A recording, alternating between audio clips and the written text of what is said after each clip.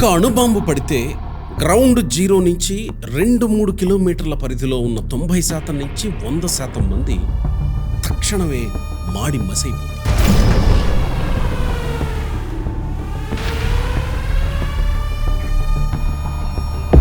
అణుముప్పు.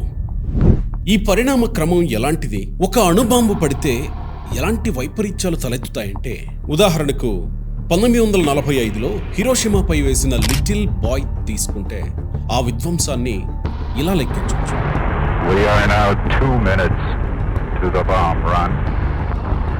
ఒక మోస్తారు అణుబాంబు ఒక నగరంపై పడితే ఆ నగరం ఏమవుతుందంటే, గ్రౌండ్ జీరో నుంచి 2-3 కిలోమీటర్ల పరిధిలో ఉన్న 90% నుంచి 100% మంది తక్షణమే మాడి మసైపోతారు. ఒకే ఒక్క అణుబాంబుతో ఆ జనసాంద్రతను బట్టి 5 లక్షల నుంచి 20 లక్షల మంది నిమిషాల్లో చనిపోతారు.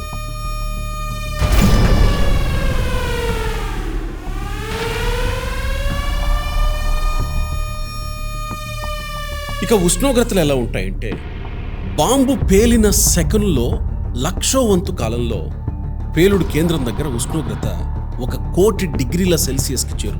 ఇది సూర్యుడి ఉపరితలం కంటే 1000 రెట్లు ఎక్కువ. పేలుడు జరిగిన చోట నుంచి 10-15 కిలోమీటర్ల దూరంలో ఉన్న వారికి కూడా చర్మం కాలిపోయి తీవ్రమైన గాయాలవుతాయి. పేలుడు వల్ల వచ్చే గాలి తరంగాలు గంటకు 1000 కిలోమీటర్ల కంటే ఎక్కువ వేగంతో ప్రయాణిస్తాయి. 5 నుంచి 8 కిలోమీటర్ల పరిధిలోని కాంక్రీట్ భవనాలు, బహుళ అంతస్తుల కట్టడాలు పేకమేడల్లా కుప్పగూలిపోతాయి. అణుబాంబు తక్షణం అప్పటికప్పుడు అక్కడికక్కడ చంపడం మాత్రమే కాదు, తరతరాలను నాశనం చేస్తుంది. ఇక రేడియో ధార్మిక ధూళి సంగతి ఏంటో చూస్తే, పేలుడు వల్ల పైకి ఎగసే నల్లటి మేఘం నుంచి పడే వర్షం అత్యంత ప్రమాదకరం, ఊహించడానికే అతి భయానకం. ఎందుకంటే రేడియేషన్ సిక్నెస్ వచ్చి కొన్నాళ్లలోనే 1000 మంది మృత్యువాత పడతారు. ఇది చదువుతుంటేనే గుండెల్లో ఒక రకమైన అలజడి. ఎందుకంటే బాంబు పడ్డ ప్రాంతంలో క్యాన్సర్ కేసులు 400% పెరుగుతాయి. పుట్టబోయే పిల్లల్ని కూడా వదలవు. ఎందుకంటే వారు కూడా జన్యుపరమైన లోపాలతో పుడతారు. ఇక్కడితో అయిపోలేదు. అణు శీతాకాలం మొదలవుతుంది. ఒకవేళ ఇరాన్ వర్సెస్ ఇజ్రాయిల్ అణుయుద్ధం జరిగితే ఆ ప్రభావం వల్ల నల్లటి పొగ ఆకాశాన్ని కమ్మేస్తుంది. సూర్యరశ్మి భూమికి చేరదు.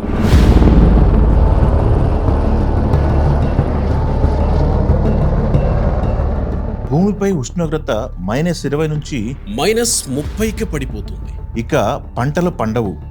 దీనివల్ల 200 కోట్ల మంది ఆకలితో చనిపోయే ప్రమాదం ఉంది. ఒక పోలిక ఏంటంటే, 1945లో హిరోషిమాపై పడ్డ 15 టన్నుల అణుబాంబు వల్ల సుమారు 1.5 లక్షల మంది చనిపోతే, అదే నేటి బాంబు 5,000 కిలోల టన్నులుంటుంది.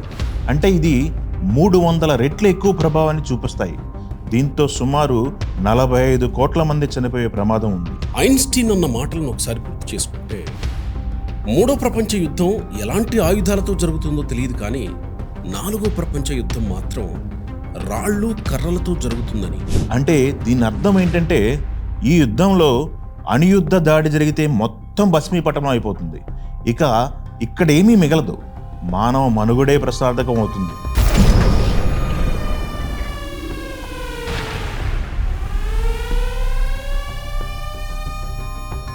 ఇలా ఎందుకు చెప్పాల్సి వస్తుందంటే, ప్రస్తుతం ఇజ్రాయెల్ తీవ్రంగా దెబ్బతింది.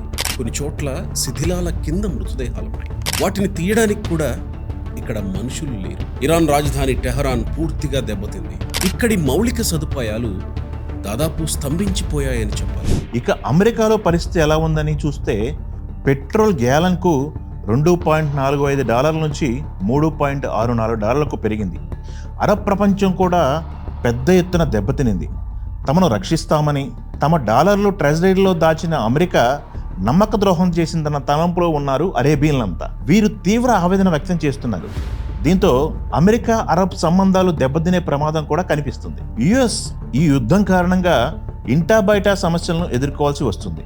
ఇప్పుడు ఇరాన్ సంగతి అలా ఉంచితే, ఇజ్రాయెల్ అయితే తిరిగి కోలుకోలేని దుస్థితిలోకి వెళ్ళిపోతుంది. ఈ దేశ పునర్నిర్మాణం చాలా కష్టతరం కాబోతుంది. ఇక్కడ సమస్య ఎక్కడ వస్తుందంటే, ఈ యుద్ధ ప్రభావం ఇరాన్ని పెద్దగా ఏమీ చేయలేవు. ఇక్కడ వారికి ఇదంతా అలవాటే. ఇప్పటికే ఆర్థిక సంక్షోభంతో వారు సతమతం అవుతూనే ఉన్నారు. ఇప్పుడు ఆయుధ సంక్షోభం, వారికంటూ ప్రత్యేకంగా తేడా తెలియదు. ఇక ప్రాణాలు పోవటం అంటారా, అక్కడ ప్రభుత్వం ఉన్నా కూడా వారిని ఏదో ఒక రూపంలో ప్రాణాలు తీస్తూనే ఉంటుంది. అసలు సమస్య అంతా ఇజ్రాయెల్ అమెరికాదే. ఈ బాధలు తట్టుకోలేక ఇజ్రాయెల్ ఇరాన్పై అణ్వాయుధం ప్రయోగిస్తే ఇరాన్ పూర్తిగా సర్వనాశనం కావడంతో ఈ యుద్ధం ఒక్కసారిగా ముగిసిపోనుంది. మళ్ళీ 1945 కాలం నాటి వాతావరణం తెరపైకి రానుంది. ఇక అమెరికా మాత్రం రెడ్ లైన్ దాటితే తప్ప అణ్వాయుధం ప్రయోగించదు. కానీ ఇజ్రాయిల్ని ఈ దశగా ప్రోత్సహించవచ్చు. ఇక ఇజ్రాయెల్ అమెరికా చెప్పినట్టు వినకపోతే తన దారి తాను చూసుకునేలా కనబడుతోంది. ఎందుకంటే ఇప్పటికే అమెరికా యుద్ధ వ్యయం 1,00,000 కోట్లకు పైగా దాటేసింది. ఇది ఈ దేశపు ఖజానాను నిలువున కుప్పకూల్చడం మాత్రమే కాదు, గల్ఫ్ కంట్రీస్తో ఇప్పటి వరకు ఉన్న సంబంధాలన్నీ తెగిపోయేలా చేస్తుంది. ఒకవేళ ఇజ్రాయెల్ ఇరాన్పై నిజంగానే అణ్వాయుధం ప్రయోగిస్తే పర్షియన్ గల్ఫ్, నార్థరన్ ఏరియాస్ పై కూడా ఈ ప్రభావం పడేలా ఉంది. ఇక్కడ ఇరాన్లో మరో సమస్య కూడా తలెత్తొచ్చు. ఖమేనీ తర్వాత ఇరానియన్ రెవల్యూషనరీ గార్డ్ కార్ప్స్ వికేంద్రీకృత వ్యవస్థ కారణంగా విడిపోవచ్చు. దేశంలో అంతర్గత యుద్ధానికి ఇది దారితీయొచ్చు. ఈ కారణంగా ఇరాన్ విడిపోయేందుకు కూడా అవకాశం లేకపోలేదు. ఇలా అణుబాంబు మాటలు దాగిన అనుమానాలు చాలానే. అణు అంటేనే తీవ్రంగా ఆలోచించాల్సి వస్తుంది. ప్రస్తుతం టెహరాన్లో జరుగుతున్న దాడులు, ఇంధన నిల్వలు, సరఫరా మార్గాలపై చేసే దాడులు, రసాయన దాడులకి ఏమాత్రం తక్కువ కావు. ఎందుకంటే లెబనాన్లో హిజ్బుల్లాపై ఇజ్రాయెల్ వైట్ ఫాస్ఫరస్ బాంబులు ప్రయోగించినట్లు చెబుతున్నాయి కొన్ని నివేదికలు. డీసాలినేషన్ ప్లాంట్లపై దాడి చేయడం అంటే అక్కడి ప్రజలను నిలువున నాశనం చేయడానికి ప్రయత్నించడంతో సమానం. ఏ మాటకు అమ్మాట, అణుయుద్ధానికి ఒక అడుగు దూరంలో ఉంది ఇక్కడ వాతావరణం. ఇరాన్కి అణుబాంబంత కాకపోయినా డర్టీ బాంబు తయారు చేసే సామర్థ్యం ఉందని కూడా గుర్తుంచుకోవాలి. ఇంతకీ ఈ డర్టీ బాంబు అంటే ఏంటో చూస్తే, డర్టీ బాంబు అంటే ఇది అణుబాంబులాగా ఒక నగరం మొత్తం ఆవిరి చేయదు, కానీ పేలుడు ద్వారా రేడియో ధార్మిక ధూళిని, కణాలను గాలిలోకి, భూమిపైకి విరజిమ్ముతుంది. ఒక దేశం కొన్ని నిర్దిష్ట పరిమితులను అతిక్రమిస్తే అమెరికా తన సైనిక శక్తిని అణ్వాయుధాలతో సహా ఉపయోగిస్తుందని చెప్పే ఒకానొక డెడ్లీ వార్నింగ్ లాంటిది.